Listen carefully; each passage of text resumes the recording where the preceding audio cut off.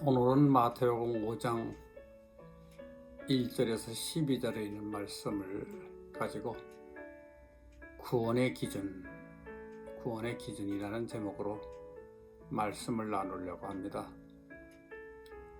예수께서 무리를 보시고 산에 올라가 앉으시니 제자들이 나와온지라 입을 열어 가르쳐 이르시되 심령이 가난한 자는 복이 있나니 천국이 그들의 것이며 애통하는 자는 복이 있나니 그들이 위로를 받을 것이며 온유한 자는 복이 있나니 그들이 땅을 기업으로 받을 것이며 의에 줄이고 목마른 자는 복이 있나니 그들이 배부를 것이며 긍휼히 여기는 자는 복이 있나니 긍휼히 여김을 받을 것이며 마음이 청결한 자는 복이 있나니 그들이 하나님을 볼 것이며 화평케 하는 자는 복이 있나니 그들이 하나님의 아들이라 일컬음을 받을 것이며 의를 위하여 핍박을 받은 자는 복이 있나니 천국이 그들의 것이며 나로 말미암아 너희를 욕하고 박해하고 거짓으로 너희를 거슬려 모든 한 말을 할 때에는 너희에게 복이 있나니 기뻐하고 즐거워하라. 하늘에서 너희의 상이 큼이라. 너희 전에 있던 선지자들도 이같이 박해하였느니라. 오늘 이 말씀은 누가복음에도 있어요. 누가복음 6장에 나와 있습니다. 누가복음에는 가난한 자가 복이 있고 줄이고 목마른 자가 복이 있다고 되어 있으며 의라는 말이 빠져 있어요. 그리고 이 두 마디뿐입니다. 누가복음은 마치 무산자를 동경하는 예수를 무산자의 동전론자로 나타내려는 흔적이 보입니다. 오늘 본문은 산상순이라 하여 신구약 성경을 통해서 가장 반가운 성구로 알려져 있습니다. 그러나 성경의 모든 문제란 우리가 구원과 어떤 관계가 있느냐 하는 것이 가장 중요합니다. 윤리적으로 보아서 중요하다든가 우리의 인간 생활 문제들과의 관계가 크다든가 하는 것도 무시할 수 없지만은 그러나 예수께서 이 세상에 우리 인생들에게 명시하는 천국에 관한 문제가 그의 설파의 중심이요 또한 골격인 것입니다. 예수 당시 이스라엘 민족으로서는 그들이 정치적 문제가 가장 큰 것이며 여호와의 약속이나 민중의 기대로서 메시아에 대한 갈망보다 더 큰 사건이 없었습니다. 이 메시아는 그들이 정치적으로 해방시켜주는 것이었으며 메시아 의무의 골자인 것입니다. 그들의 정치적 해방이란 꼭 그들의 종교적 해방이지요. 또한 희열이었던 것입니다. 예를 들면은 세례 요한이 메시아관이 그랬고 일방 대중의 열망하는 메시아도 또한 다윗과 같은 왕권을 가진 메시아였습니다. 오늘날까지도 이스라엘 사람들은 예수에 대해 신란하는 소리가 있습니다. 이스라엘 사람들이 예수를 안 믿는 까닭이 어디에 있는가 하면은 자기 민족 문제에 관해서 무심했기 때문입니다. 이스라엘 민족은 예수 탄생 전 700년 전부터 남의 압박 밑에 있었습니다. 아수르와 바벨론에 거쳐서 예수 탄생 전에는 알렉산더의 지배하에 있었고 알렉산더가 죽은 후에는 천하가 그 알렉산더의 네 아들에 나눠져 있었던 까닭에 애굽의 정속에 있었고, 또한 애굽의 정속에서 벗어나니까 이제는 로마의 치하에 있게 되었습니다. 그런 거로 이스라엘 사람들의 소원이라 하는 것은 결과적으로 말하면 정치적 문제뿐입니다. 어떻게 하면 이 정치적 속박에서 해방되느냐? 그것은 또한 종교적 해방이었던 것입니다. 그러나 예수는 여기에 대해 일절 관심도 없었거니와 그런 말씀도 한 번도 한 적이 비춘 일이 없습니다.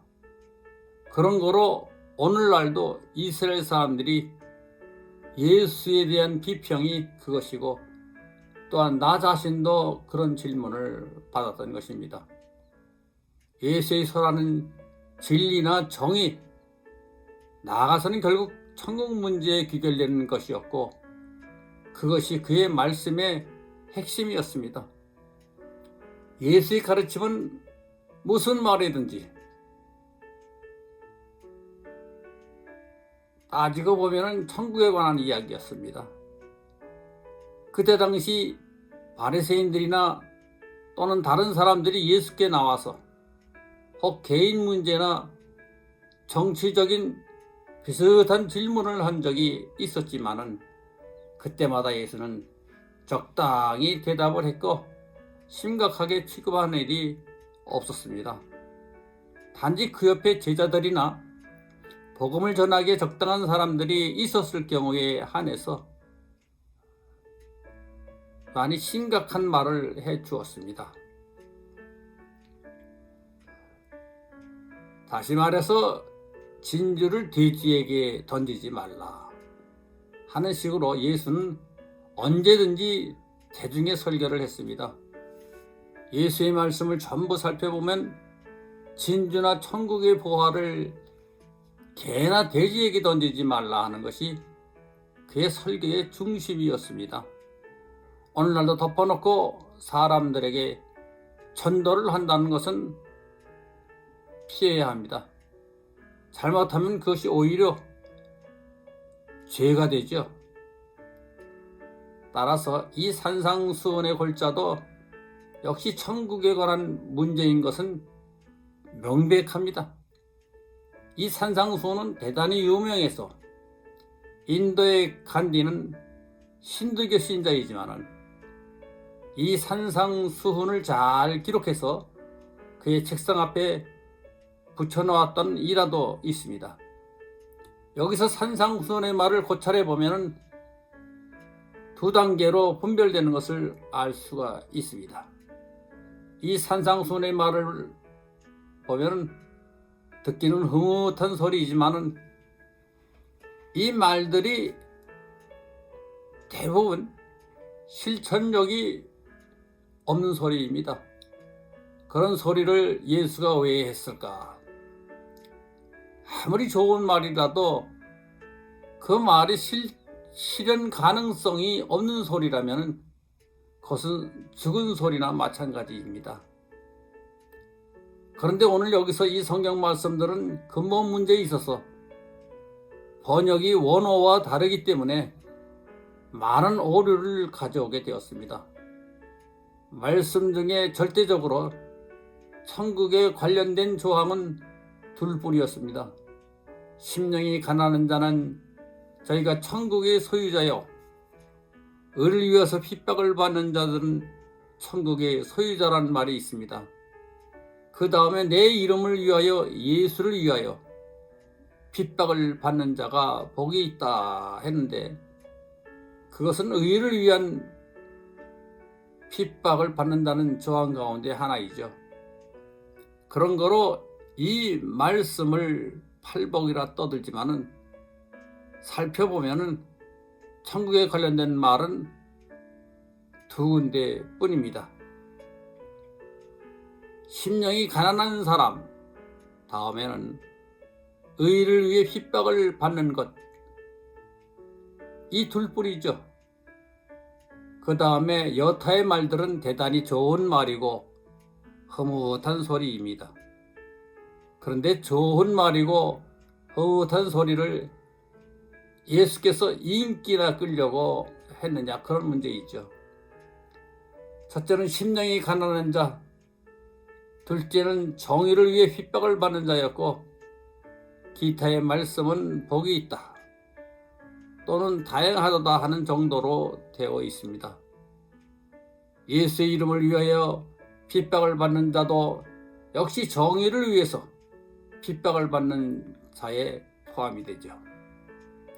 즉 예수 자신이 기본 정의이기 때문입니다. 예수 자신은 정의 혹은 진리의 극치이십니다. 예수를 위해 핍박을 받는다는 자체가 정의, 진리를 위해 핍박을 받는 것과 일치됩니다. 그런 거로 그것은 하나입니다. 그 다음에 애통하는 자, 정의를 위해 목마름 같이 하는 자, 자비하는 자, 마음이 청결한 자, 평화롭게 하는 자, 이런 것들은 복이 있다고 하였지만은 직접 천국에 관련되어 있지는 않습니다. 그냥 단순히 복이 있다는 소리이죠. 왜 복이 있다는 것인가 하면은 그 대가를 받을 수가 있다, 그것입니다. 물론 위에서 언급한 이런 사항들이 천국의 길의 시발점은 될 수 있었는지 모르지만은 이런 정도로 천국의 소유자가 된다는 것은 단정할 수가 없죠. 다시 말하면 자비를 하느니 평화를 가져오느니 혹은 마음이 청결하니 애통하느니 의를 위해서 줄이고 목마름같이 하는 정도로서 천국에 간다는 보장은 없습니다. 오늘날 교회가 이런 정도의 사람들이 다 천국에 가서 보상을 받는 줄 알고 있지만은 그렇지가 않습니다. 이런 것을 가지고 천국에 갈 수 있다면은 예수께서 명확하게 첨부했을 것입니다. 천국에 가는 사항은 분명히 분별되어 있습니다. 우리나라에 오복이라는 게 있죠. 우리나라에 복이 있다는 말의 원어는 마카리오이로 좋은 일이다, 나쁜 일은 아니다, 기쁜 일이다, 바람직한 일이다, 그런 소리 있죠. 물론 자비를 베푼 자가 자비를 받으면 바람직하죠. 따라서 오늘 본문에 천국에 관한 두 가지 사항을 빼고 나머지를 정리해 봅시다. 자비한 사람이 자비를 받을 것이고 평화를 구하는 사람이 신의 아들이라 칭함을 받을 것이다. 여기서 신의 아들이란 이것은 하나님을 가리키는 말이 아닙니다. 또한 마음이 깨끗한 사람이 신을 볼 것이다. 여기서도 여기서 나오는 신은 하나님이 아닙니다. 의를 위해서 줄이고 목마른 자가 복이 있나니 저가 만족함을 얻을 것이다 했는데, 예수께서 자비하지 않았습니까? 예수께서 정의를 싫어했습니까? 예수께서 평화를 가져오지 않았습니까? 그러나 예수는 자비를 받았다거나 혹은 무엇이 된 일이 없습니다. 이 세상에서 그는 십자가에 달려 죽었습니다. 말은 좋지만 실천이 안 되는 것이 문제이지요. 여러분, 이 세상에서 정의를 위해 목마른 자가 다 그만한 보상을 받고, 자비를 베푼 사람이 자비를 받고, 마음이 깨끗한 자가 신을 본다, 이런 것이 그대로 다 이루어지면은 이 세상에서 무슨 문제가 있겠습니까? 예수가 필요 없을 것입니다. 그런데 이런 것이 이루어지지 않는 것이 세상이에요. 그런데도 왜 예수께서 이 말씀을 하셨을까요? 여기서 마음이 온유한 자는 복이 있으니 땅을 유산으로 얻을 것이다. 아무리 성경책이지만 지어버리는 것이 좋을 것입니다. 이 말은 주께서 하시기는 한 말인데 어디에서 한 말인가 하면은 어떤 부자가 예수 앞에 와서 어떻게 하면은 영생을 하게 될까요? 했을 적에 예수께서 계명을 지켜야지 하면서 이 말씀을 해 주셨던 것입니다. 즉 유산을 얻는다, 땅을 차지한다 하는 말이 시편 37편 3절에도 있지만은 특별히 여기에 있는 말은 11절의 말을 그대로 옮겨 놓은 것입니다. 이 말은 이스라엘 사람들에게는 대단히 유명한 말이죠. 그들이 부르는 유행가 속에 이 말이 들어 있습니다. 그런 거로 땅을 유업으로 받는다는 것이 그 사람들에게는 대단히 반가운 소리입니다. 그래서 그들의 입에 늘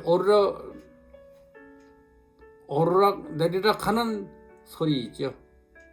이 부자가 장사를 해서 부자가 된 것이 아니고 유산을 얻었던 모양입니다. 그런데 이 부자가 내가 어떻게 하면은 행복한 생활을 오래 유지할까요? 했을 적에 예수께서 내 마음이 온유하면은 그 유산을 오래 유지할 수 있을 것이다 말해 주었습니다. 오늘 본문의 심령이 가난한 자, 핍박을 받는 자, 이것이 중심이 되어 있는데 마음이 온유하면 땅을 차지할 것이다.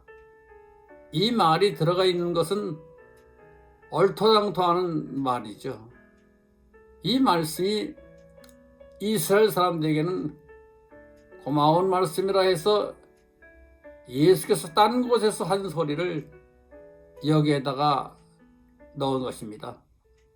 마음이 온유하면 땅을 얻을 것이다 하는 말은 시편 37편 3절, 9절, 11절, 22절, 29절, 34절에 거듭 기록되어 있는 말이고 대단히 유명한 말입니다. 다음은 비통하는 자가 위로를 받을 수가 있고 또 받는 것이 당연하죠. 남을 위해 자비를 베풀 자가 자비를 받는 것이 당연하며 또한 그렇게 예수께서도 이 말씀이 이렇게 되기를 바라고 기뻐하는 이야기입니다. 원칙적으로 하나님께서도 자비한 자가 자비한 대로 보응을 받고 또한 평화를 좋아하는 자가 신의 아들이다 소리를 들어야 할 것입니다. 여기서 신의 아들이라는 말은 사람보다 낫다 하는 소리이죠.